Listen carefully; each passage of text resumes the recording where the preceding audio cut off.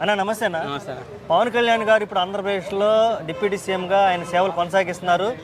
ఆయన ఎప్పుడెప్పుడు ప్రెస్ మీట్కి వచ్చి ఒక మాట మాట్లాడతాడా అని అభిమానులు ఎదురు చూస్తున్నారు. అది సినిమాల గురించి కానీ పాలిటిక్స్ గురించి కానీ ఏది. కానీ సినిమాల గురించి అంత ఓపిక లేకపోయినా అంత తీరిక లేకపోయినా ఈయన ఎక్కడైతే ప్రెస్ మీట్లు పెట్టి పొలిటికల్గా మాట్లాడుతున్నాడో అభిమానులు గుమిగూడి ఓజీ ఓజీ ఓజీ అంటాం, లేదంటే సీఎం సీఎం సీఎం అంటాం, ఇవన్నీ చూస్తుంటే ఎలా అనిపిస్తుంది అన్న మీడియాలో? నా గుండు పగిలిపోద్దేమో వాళ్ళ అరుపులకి. ఎందుకంటే నాకు కోపం ఉంది, పవన్ గారు నాకు కోపం వస్తుంది ఇక్కడ. ఎందుకంటే ఆయన అభిమానులకు దూరం అయ్యాడు అనేది బాధపడి సినిమాలు రావడానికి ఓజీ ఓజీ అని అరవకంటారు బాబు. ఎందుకంటే ఆయన ఇంటింటికి తిరిగి ఒక ప్రేమను సంపాదిస్తున్నాడు. మనం జస్ట్ అభిమానిస్తున్నాం, మన ప్రేమ మనకు ఉండొచ్చు. సినిమా అభిమానులుగానే అభిమానిస్తున్నాం, మనం హీరోగానే అభిమానిస్తున్నాం. ఆయన ఇంటింటికి తిరిగి ఎక్కడ ఏం ప్రాబ్లం ఉన్నా ఎండ వాన తడకుండా బురదలో నడుచుకుంటూ వాళ్ళకున్న కష్టాన్ని నష్టాన్ని తీర్చడానికి ప్రయత్నం చేస్తున్నాడు. ఏదో మీటింగ్లో 4-5 అక్కడ ఇక్కడ ఏం నష్టం జరిగింది, ఎవరికి న్యాయం చేస్తున్నా చెప్పడానికి వస్తున్న సందర్భంలో ఆ విలేకరులు అడిగే క్వశ్చన్కి ఆయన ఏమైనా సమాధానం చెప్దాం అనుకున్నా మన అరుపులకి వాళ్ళకి అర్థం కాక ఆ కోపం మీ మీద ప్రదర్శించాల్సి వస్తున్నది. ఆయన కనుక ఇంకా దారుణంగా కోపం వచ్చాను. పవన్ అంటేనే ఒక గాలి తుఫాన్ లాంటిది. మొన్న ఈ మధ్య రీసెంట్గానే మోదీ గారు కూడా తుఫాన్ అని ఒక వర్డ్ ఇచ్చారు. సో ఆయన కనుక రియల్గా కోపం వస్తే మనం తట్టుకోలేము. మళ్ళీ మనం బాధపడితే ఆయన బాధపడతారు. ఒక్కసారి ఆలోచించండి.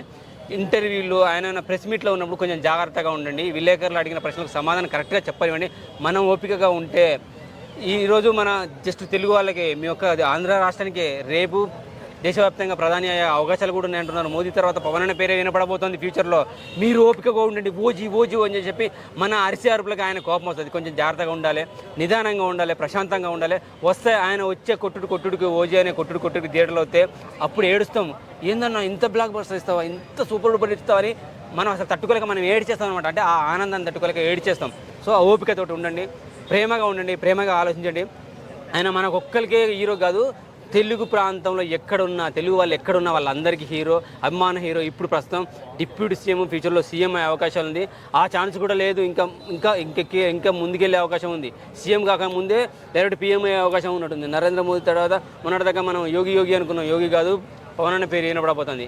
సో కొంచెం ప్రశాంతంగా ఉండాలని కోరుకున్నా. తొందరపడి ఆయనను డిస్టర్బ్ చేయదు. అసలు 80% మీరైతే డిస్టర్బ్ చేయదు పోయి. నిజంగా మాకు బీబీ లేస్తున్నది మీరు అడిగే అరుసులకి. మాకు కొంచెం ఓపిక పట్టాలి.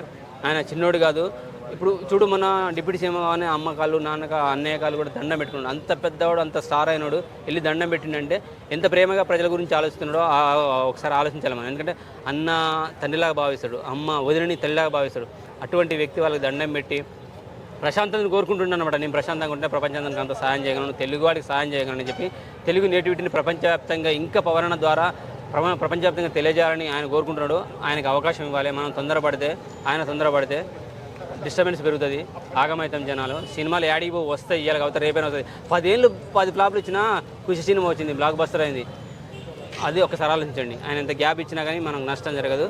వండర్ఫుల్ రికార్డులు కొట్టబోతాడు. అరే ఆయన నడిస్తే చాలు రా ఆయన, మాట్లాడిన అవసరం లేదు. సినిమాలో నడిస్తే చాలు, రికార్డులు బ్రేక్ అవుతాయి. ఓకేనా? కూల్ ఓజీ అనవరకండి. ఒరిజినల్ గ్యాంగ్స్టర్ వస్తాడు, ఓ గాడ్ అని మనమే దండం పెడతాం అప్పుడు. ఓకేనా?